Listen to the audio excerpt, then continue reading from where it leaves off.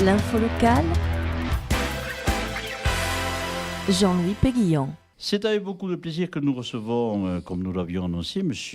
Michel Bonnemaison, qui est le directeur général de Variscamine. Alors, ça ne va pas vous étonner, vous faites l'actualité en Couserans, et plus que l'actualité, avec souvent des passions exacerbées autour, puisqu'il est question de ce fameux permis d'études et de recherche concernant la mine d'Anglade qui est située à Salaud. Alors, on sait qu'il y a déjà plusieurs mois que l'on en parle. Il y a eu ici une réunion au parc d'exposition de Saint-Giron, précédée d'une conférence de presse, une réunion qui a réuni beaucoup de monde, ce qui a d'ailleurs démontré que les Saint-Gironnais et les Couseraniers étaient très attentifs à ce qui se passait là-haut. Alors, dernièrement, il y a eu à la préfecture, à Foix, un déjeuner de presse, dans lequel nous avions un journaliste. Et à notre grand étonnement, la préfète Marie Lajus a dit ceci, je cite, « Aucune décision n'a été prise par le gouvernement qui a instruit le dossier de demande du PER et donc nous communiquerons à partir du moment où nous aurons les informations sur l'acceptation ou non de ce permis. » Avouez qu'il y a de quoi être surpris et un petit peu inquiet. Alors qu'en est-il exactement, M. Bonnemaison ?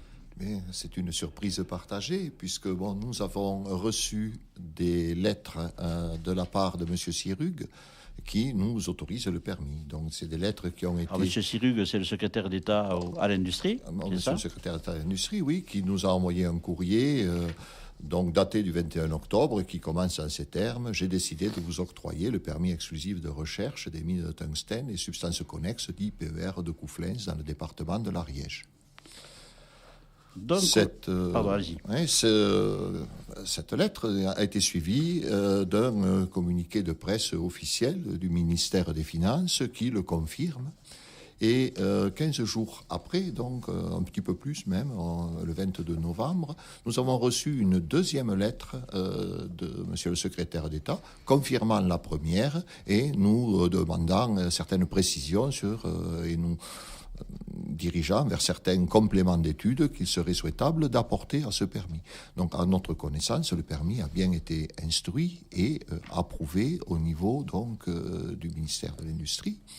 Maintenant, il est vrai que la parution officielle au niveau du journal officiel de l'État n'a pas encore été publiée. Alors pourquoi ? C'est la grande question. Pourquoi ? Est-ce que vous avez, vous, d'autres informations que nous ? On est un petit peu inquiets là-dessus. Mais nous sommes inquiets également parce que c'est quand même un peu étonnant. On a plus de 2 mois maintenant de retard sur cette parution.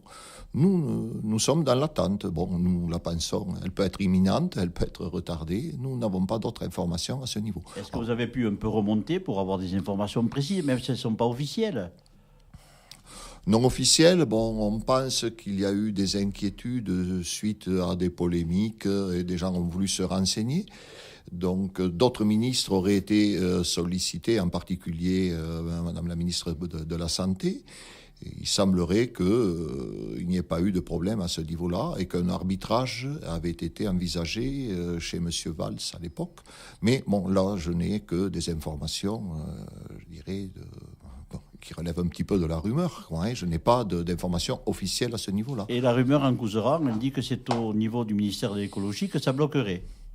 Ça reste une rumeur. On n'a pas d'autres précisions. Mais je n'en ai pas davantage.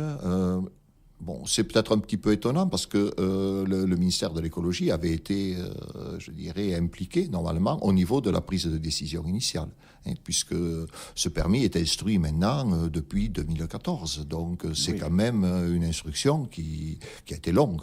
La décision de M. Sirug n'est pas intervenue de manière tout à fait arbitraire. Tous les services avaient été consultés. Alors, je crois savoir que l'insertion au journal officiel n'est pas obligatoire, enfin du moins que ce n'est pas un obstacle majeur pour vous. Qu'est-ce qu'il en est ? Est-ce qu'aujourd'hui ça vous bloque ? Est-ce que vous attendez ça ou vous souhaitez quand même continuer dans ce que vous avez entrepris ? C'est quand même un obstacle. La règle veut que les décisions... La règle veut, mais ce n'est pas une obligation. Mais pour l'instant, nous ne sommes pas encore dans le délai dit de forclusion, c'est-à-dire que l'État a toute latitude pour fournir sa réponse jusqu'à la fin du mois de janvier. Donc, ce n'est pas à peine d'envisager d'autres formes, je dirais, pour appuyer la demande, tant que nous sommes dans les délais légaux pour avoir cette parution. Et une parution au journal officiel, nous ne comprendrions pas qu'elle n'intervienne pas. Ou, du moins, il serait bon qu'on nous en précise l'origine, vu que les conditions ont été réunies et exprimées par la lettre du ministre, qui souligne, entre autres, la qualité et les mesures qui sont envisagées pour ce permis d'études. Nous n'oublions tout de même pas qu'il ne s'agit pas, pour l'instant, de l'installation d'une mine. Il s'agit uniquement de réaliser des études. Tout à fait. Donc, il n'y a pas d'impact en soi sur le fait de savoir. Est-ce que vous pouvez vous retourner éventuellement contre l'État, le fait qu'un ministre ait décidé, que derrière ça bloque? Est-ce que vous avez des possibilités de dire, mais nous on a perdu de l'argent, on a investi? Est-ce que vous l'envisagez ou pas? Est-ce que c'est une possibilité? Bien sûr, alors se retourner contre le terme est un petit peu violent. S'il n'y avait pas eu de parution au journal officiel au moment de la période de forclusion, il y aurait de fait ce qu'on appelle un rejet implicite. Bon. Donc à ce niveau-là, la procédure veut que nous avons un délai de 2 mois pour présenter un recours. Or, ce recours peut être fait suivant 2 modalités. Un recours à titre gracieux qui gèle, je dirais quelque part, la décision de refus pour un examen par le tribunal administratif. À titre gracieux, c'est une procédure qui peut être relativement longue. L'autre recours possible est un recours en référé, en mettant en avant les préjudices subis par les sociétés et en demandant une résolution rapide de la parution au journal officiel. Alors, nos avocats étudient en ce moment le type de recours qui serait nécessaire de faire. Dans tous les cas de figure, il nous faudrait effectuer un de ces recours. Alors, gracieux référé, c'est le choix de nos avocats qui le décidera. Est-ce que vous n'avez pas peur que vos actionnaires, que ceux qui ont de l'argent chez vous, qui mènent de l'argent, se lassent un petit peu de cette attente et que finalement on aille faire des projets ailleurs? Ah oui. C'est souvent arrivé en Couserans, c'est pour ça que nous aussi on est un petit peu inquiets là-dessus. Mais il faut voir déjà que nos actionnaires espéraient une résolution du dossier au mois de juin de l'an dernier. Bien. Puis nous avons assisté à la démission de M. Macron qui était donc en train de statuer. Donc la décision a été repoussée jusqu'à l'automne. Donc, et là, on sentait déjà une forme d'impatience chez nos actionnaires qui maintenant s'est transformée en forme d'inquiétude. Donc l'inquiétude porte également sur, je dirais, le crédit qu'il faut accorder un petit peu à nos institutions. Vu d'Australie, personne ne comprend pourquoi il faut 3 mois pour faire paraître une annonce officielle sur une décision qui est actée, puisque les lettres, bien sûr, du ministre et le communiqué de presse ont déjà été transmis sur les sociétés qui investissent.